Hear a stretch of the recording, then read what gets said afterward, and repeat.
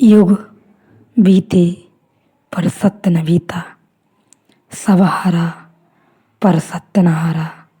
यदि आपने अभी तक अंतिम अध्याय नहीं देखा है तो कृपया करके अंतिम अध्याय देखें और समझ सकें तो इस अध्याय को देखें। जिसने स्वयं को जाना उसका संसार समाप्त हुआ, और जिसने स्वयं को नहीं जाना उसका संसार कभी समाप्त नहीं होता। संसार छोड़ने से तुम स्वयं को न जान सकोगे, लेकिन स्वयं को जान लो तो संसार छूट गया। त्याग की दो धाराएं, एक धारा कहती है जो कि संसार को छोड़ो तो तुम स्वयं को जान सकोगे। दूसरी धारा है जो कहती है स्वयं को जान लो, संसार छूटा ही है। पहली धारा भ्रांत है, संसार को छोड़ने से नहीं तुम स्वयं को जान सकोगे, क्योंकि संसार के छोड़ने में भी संसार के होने का भ्रम बना रहता है। समझो, थोड़ा रस्सी पड़ी है, सांप दिखाई पड़ा, कोई तुमसे मिलता है, वह कहता है सांप का भाव छोड़ दो, तो तुम्हें रस्सी दिखाई पड़ जाएगी। तुम कहोगे सांप का भाव छोड़ कैसे दें, सांप दिखाई पड़ रहा है, रस्सी तो दिखाई पड़ती नहीं। तो तुम अगर हिम्मत करके राम राम जप कर किसी तरह अकड़ कर खड़े हो जाओ कि चलो नहीं सांप है, रस्सी है, तो भी तुम्हारे भीतर तो तुम जानोगे सांप ही है। किसको झुठला रहे हो, पास मत चले आना, कोई झंझट न हो जाए। भागते हो तुम तो तुम चले ही जाओगे, तुम कहोगे रस्सी है, माना कि रस्सी है, मगर पास क्यों जाएं। अब जो आदमी संसार छोड़कर भागता है वह कहता है संसार माया है, फिर भी भागता है। थोड़ा उससे पूछो कि अगर माया है तो भाग क्यों रहे हो, अगर है ही नहीं तो भाग कहाँ रहे हो, किसको छोड़कर जा रहे हो। वह कहता है धन तो मिट्टी है, तो फिर धन से इतने घबराए क्यों हो, फिर इतने भयभीत क्यों हो रहे हो। मिट्टी है, अगर दिखाई ही पड़ गया तो बात ठीक है, धन पड़ा रहे तो ठीक, न पड़ा रहे तो ठीक। कभी मिट्टी की ज़रूरत होती है तो आदमी मिट्टी का उपयोग करता है, धन की ज़रूरत हुई धन का उपयोग कर लेता है। लेकिन जब यह सब स्वप्न है, खेल जैसा है, दूसरी धारा ज़्यादा गहरी और सत्य के करीब है कि तुम दिया जलाओ और रस्सी को रस्सी की भांति देख लो तो संसार गया, सांप गया।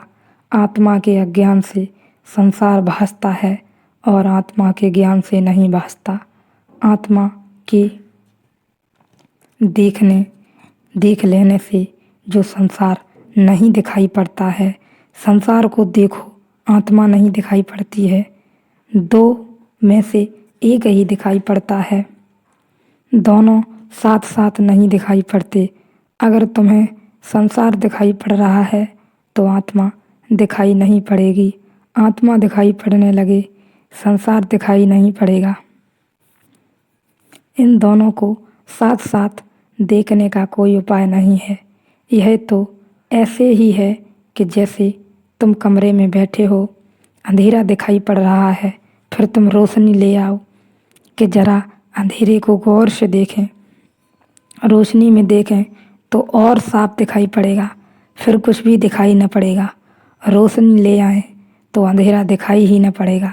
अगर अंधेरा देखना हो तो रोशनी भूल कर मत लाना, अगर अंधेरा न देखना हो तो रोशनी लाना, क्योंकि अंधेरा और रोशनी साथ साथ दिखाई नहीं पड़ सकते। क्यों नहीं दिखाई पड़ते साथ साथ, क्योंकि अंधेरा रोशनी का अभाव है। अंधेरा ही जब रोशनी का भाव हो जाता है तो अभाव साथ कैसे होगा। संसार आत्मज्ञान का अभाव है। जब आत्मज्ञान का उदय होगा तो संसार गया, सब जहाँ का तहाँ रहता है और फिर भी कुछ वैसा का वैसा नहीं रह जाता। सब जहाँ का तहाँ और सब रूपांतरित हो जाता है। मुझसे लोग पूछते हैं कि आप संन्यास देते हैं लेकिन लोगों को कहते नहीं कि घर छोड़ें, पत्नी छोड़ें, बच्चे छोड़ें।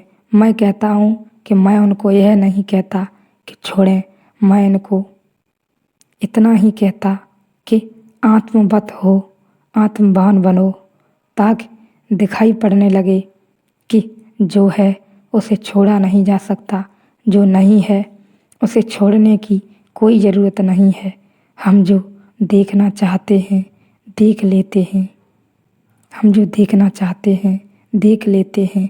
अदालत में एक मुकदमा, मजिस्ट्रेट ने पूछा मुल्ला नसरुद्दीन को, इन एक जैसी सैकड़ों भैंसों में से तुमने अपनी ही भैंस को किस तरह पहचान लिया। नसरुद्दीन बोला, यह कौन सी बड़ी बात है मालिक, आपकी कचहरी में काले कोट पहने सैकड़ों वकील खड़े हैं, फिर भी मैं अपने वकील को पहचान ही रहा हूँ कि नहीं। कहने लगा, जिसको हम पहचानना चाहते हैं पहचान ही लेते हैं। अपनी भैंस भी पहचान लेता है आदमी, क्योंकि एक ही जैसी भैंसें हैं, वकीलों जैसी। जो हम जानना चाहते हैं उसे हम जान ही लेते हैं, जो हम पहचानना चाहते हैं उसे हम पहचान ही लेते हैं। हमारा अभिनय ही हमारे जीवन की सार्थकता का बन जाता है। इस संसार से जागना हो तो संसार से जूझना मत। इस संसार में जागना हो तो भीतर जागने की कोशिश करना। मुल्ला नसरुद्दीन और उसकी पत्नी अपनी गोद में एक खेलते हुए बच्चे को लेकर नृत्य का एक कार्यक्रम देखने गए। दरबान ने उन्हें चेतावनी दी कि नसरुद्दीन, यदि नृत्य के दौरान बच्चा रोया तो तुम्हें हॉल से उठा जाना पड़ेगा, और यदि चाहोगे तो तुम्हारी टिकटों के दाम भी लौटा देंगे, मगर फिर बैठने न देंगे। तो ख्याल रखना। लगभग आधा कार्यक्रम पूरा हो जाने के बाद नसरुद्दीन ने पत्नी से पूछा, नृत्य कैसा लग रहा है। एकदम बेकार है, श्रीमती ने उत्तर दिया। तो उसने कहा, फिर देर क्या कर रही हो, काटो एक चटकी। बेबी को जब तुम संसार को बिल्कुल बेकार जान लो तो देर मत करना, काटना एक चुटकी। भीतर झकझोरना अपने को, जगाना अपने को। अपनी जाग से सब हो जाता है। जागरण महामंत्र है, एकमात्र मंत्र है जागरण।